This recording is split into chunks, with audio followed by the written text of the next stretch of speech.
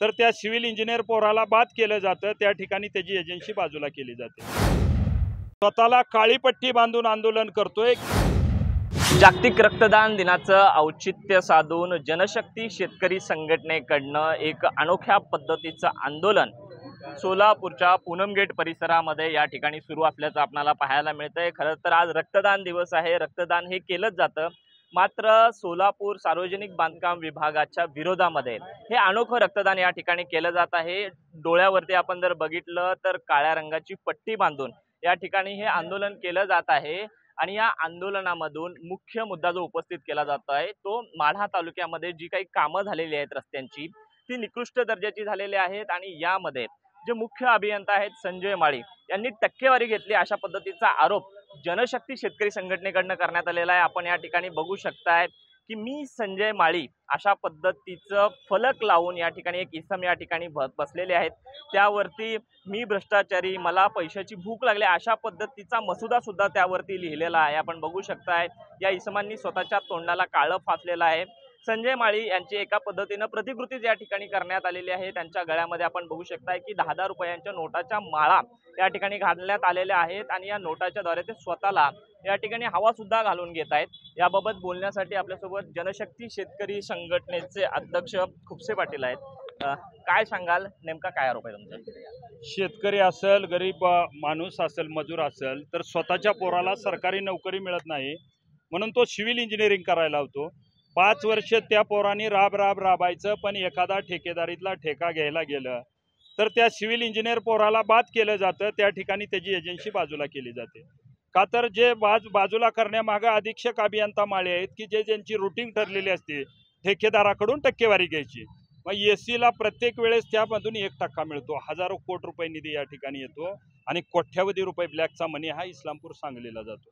मग आम्ही अनेक पुरावे दिले, अधीक्षक अभियंत्याच्या विरोधात आम्ही एसी मुख्य अभियंत्याला भेटलो, अतुल चव्हाणला भेटलो, सचिवालयात पत्र दिली, मंत्रालयात पत्र दिली, अनेक वेळा इशारे दिले, पण कुठलाही फरक पडत नाही। म्हणून आज आम्ही आंदोलनाची पहिली सुरुवात केली, रक्तदानानं आंदोलन। ज्या रक्तदानाच्या माध्यमातून एखाद्याचा जीव वाचवला जातो, रक्तदानाचा हा उद्देश आहे, खून ले लो लेकिन जान मत ले लो। का तर ज्या रस्त्यामुळे लोकांचं जीव जात आहेत, काल अकलूज येथे 2 लोकांचा ॲक्सिडेंट झाला, 2 लोक गेली। अशा ठिकाणी एखाद्या गरीब माणसाला जाताना मध्येच रस्त्यात जीव सोडावा लागतो, म्हणजे दळणवळणाचा प्रमुख मार्ग हा आर्थिक आणि जीवितावर येतोय। म्हणून जनशक्ती शेतकरी संघटनेने हे हातात घेतलेलं आहे। आज शांततेत आंदोलन होतंय, गांधीगिरी पद्धतीनं आंदोलन होतंय, रक्तदानाच्या माध्यमातून आम्ही 100-200 लोकांचा जीव वाचवतोय। स्वतःला काळी पट्टी बांधून आंदोलन करतोय की ज्या ठिकाणी लोकांचं आणि तुमचं सरकारचं लक्ष वेधावं, त्या ठिकाणी एका ठिकाणी माळीसारखा माणूस बसून त्या ठिकाणी माळीला किती पैशाची भूक आहे या आंदोलनाची दखल नाही घेतली गेली तर पुढचं पाऊल काय असणार?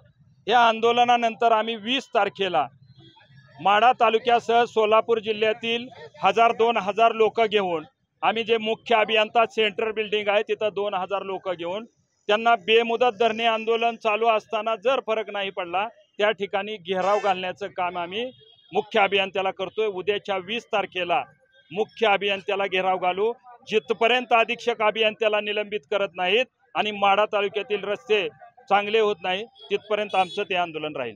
कोर्टामध्ये जाण्याचा सुद्धा तुमचा मानस आहे? एका बाजूनी संजय माळीसारखी व्यक्ती जर म्हणत असेल माझी तक्रार सरकारकडे करा, ह्याचा अर्थ ह्याच्यात बांधकाम मंत्र्याचं धागेदोरे आहेत का असं माळीच्या तोंडून दिसतंय।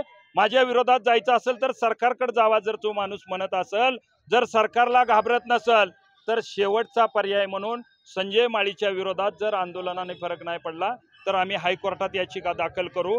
संजय माळींची अर्ध्या प्रॉपर्टीचे पुरावे आम्ही लाचलुचपतकडे दिलेले आहेत।